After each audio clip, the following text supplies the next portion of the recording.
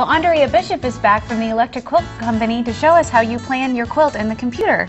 Right. Today I'm going to show you how to design and color a quilt like the one that I have on my screen. So you first start by working on a plain block, and you click on your line tool and you just draw some lines. So you can draw them on your quilt however you like. And you can move them around too. Right. And then you can draw some curves. If your arc is facing the wrong direction, you just press the space bar and that'll flip it. So maybe I want to go over there or something, and then another one right there. And then you save it and go straight into coloring. You can color with fabrics or Now, yeah, how solids. do you get your fabrics into the computer? You would either want to scan or take a picture of any fabrics that you were planning on using. Or I think there's also programs out there like Stash that has them in there.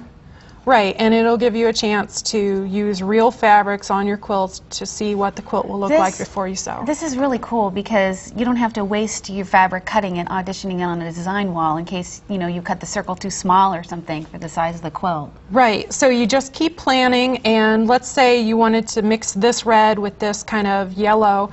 All you do is you pick a red and you can mix it with the yellow to see what colors mix together, because sometimes when you're mixing a turquoise with a purple, you don't really know what color they make, but this will give you a chance to see, and then you can make those colors blend into one another.